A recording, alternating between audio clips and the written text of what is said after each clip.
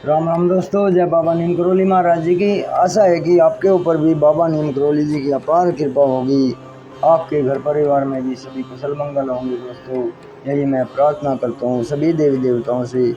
दोस्तों, सभी देवी देवताओं का आह्वान कर लिया है, सभी की कृपा, सभी के आशीर्वाद से मैं आपको ये वीडियो, ये जो कुछ भी पाठ है ये सुनाता हूँ।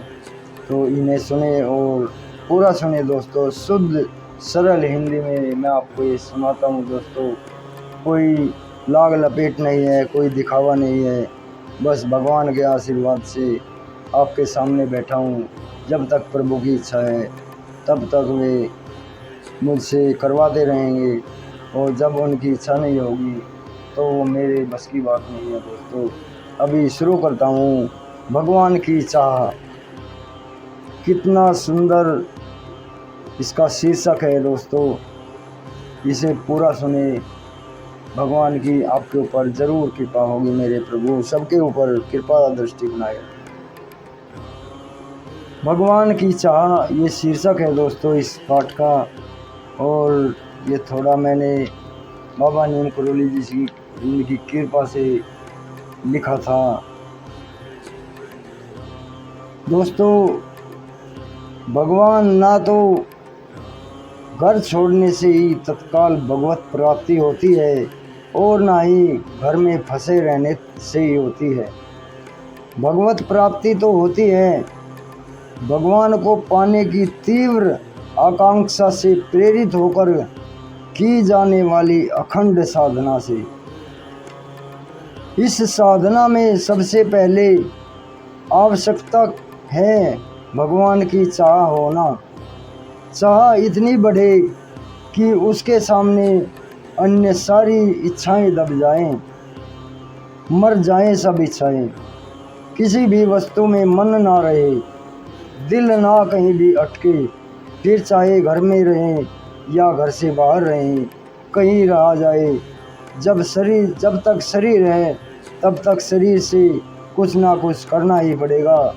हाँ, वह करना चाहिए अनासक्त होकर, नाटक के पात्र की भांति, ऐसी निपुणता के साथ कि किसी को जरा भी असंतोष ना हो।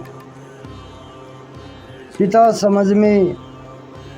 समझे ऐसा कि सुपुत्र किसी के नहीं है। माता समझे मेरा बेटा सबसे बढ़कर सपूत है। भाई समझे कि यह तो राम और भरत सा भाई है। स्त्री समझे कि ऐसा स्वामी मुझे बड़े पुण्य से मिला है। स्वामी समझे ऐसा पवित्रतः साध्वी स्त्री तो बस एक ही यही है। इसी प्रकार हमारे व्यवहार से जिनसे भी हमारा काम पड़े, छोटे बड़े सभी संतुष्ट हों और परितृप्त हो जाएं। सभी हमसे अमृत लाभ करें, परंतु हमारी दृष्टि सदा अपने लक्ष्य पर लगी रहे। प्रत्येक व्यवहार को करें भक्ति की सेवा या भगवान का प्रिय कार्य समझकर करें।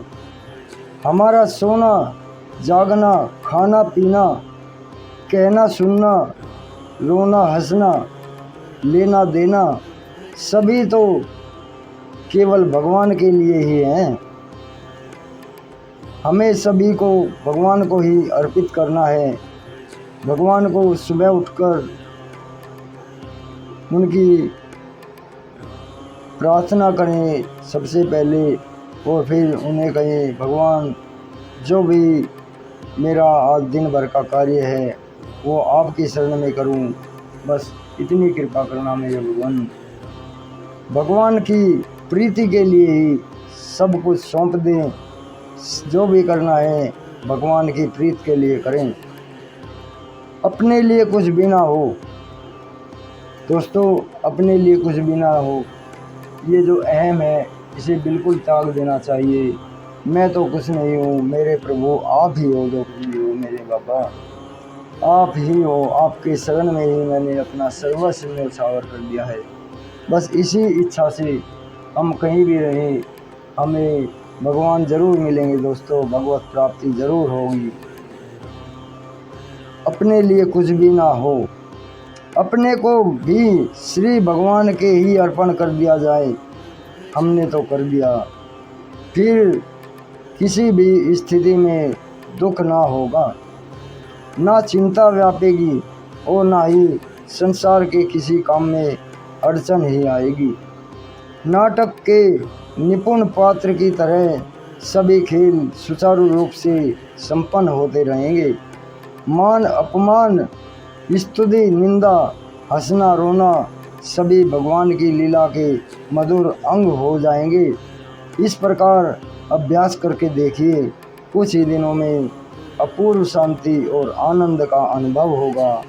पाप ताप तो अपने आप ही दूर चले जाएंगे और बाकी भगवान की कृपा, मेरे भगवत, मेरे बाबा नीम करोली की कृपा, मेरे महादेव जी की कृपा, मेरे कान्हा जी की कृपा, मेरे हनुमान जी की कृपा, मेरे राम जी की कृपा, मेरी आदि पराशक्ति माँ पार्वती, मेरी माँ सीता की कृपा, मेरी माँ राधा की कृपा, मेरी गाय माता की कृपा, मेरी माँ गंगा की कृपा, सबकी कृपा हो, सबके ऊपर हो, अपार बरसे, यही मैं प्रार्थना करता हूँ। जय श्री राम, जय शिव शंकर भोलेनाथ जी की।